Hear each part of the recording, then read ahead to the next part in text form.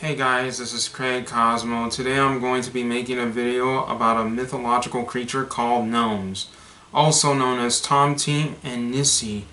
If I mispronounce that name, I apologize for it, which I know these two are actually two different subspecies of gnomes, but I'm only going to be focusing on talking about the original gnomes.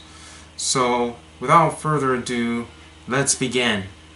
So what are gnomes? Well, gnomes are basically small creatures that have short arms and that have a white beard on their face, and they have round cheeks, and they even have a big belly. Well, not a big belly, but just a big belly. And they wear a bright tunic. Sometimes they usually wear green, other times they usually wear yellow and blue, which they usually wear a belt around the tunic as well too.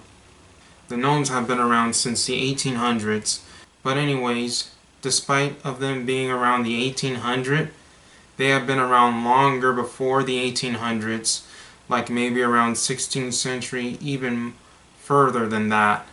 But they are described as an earth elemental being.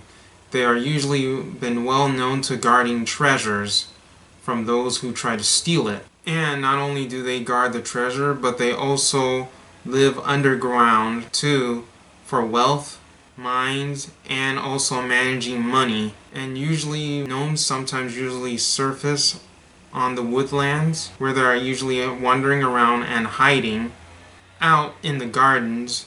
But other times many people believe that the gnomes enrich gardens, soils, and making vegetable and flowers flourish. And usually gnomes are very similar to that of a goblin. They are usually about protecting the treasures, such as precious metals, jewels, and golds, and sometimes coins too.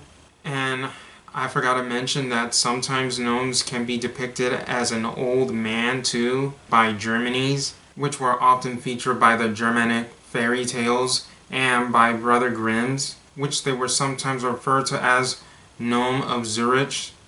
If I mispronounced that word, I apologize for that as well too. But these individual gnomes are not oftentimes featured as characters.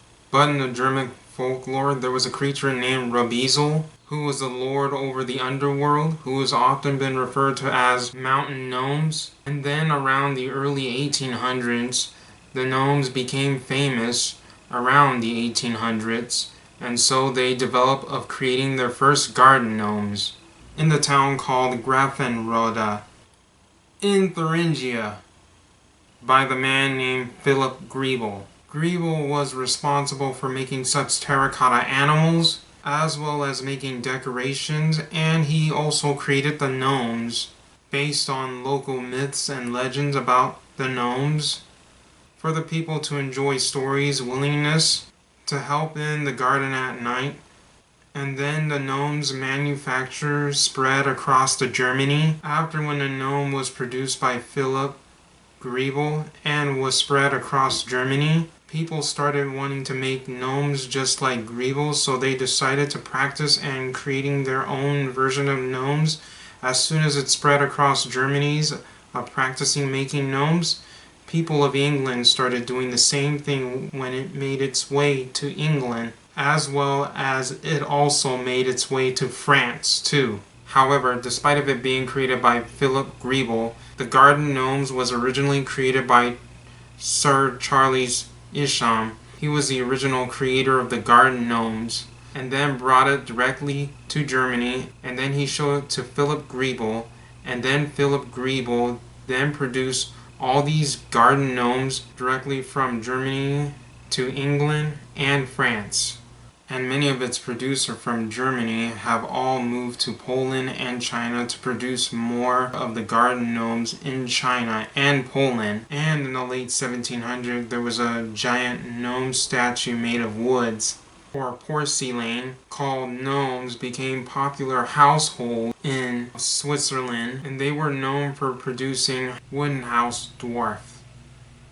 But anyways, I forgot to mention that the word gnomes often derives from Latin word gnomus and gnosis, meaning that in English word knowledge, but it is also known that it came from the word earth dwellers. But anyways, in the 20th and in the 21st centuries, the gnomes have appeared throughout various different fictions, from books, stories, and games. And one of the most well-known games that the gnomes have appeared in fiction was Dungeons and Dragons. The second one, known as J.K. Rowling's book that the gnomes have appeared, and that book was called Harry Potter, and they were considered harmless in the Harry Potter book.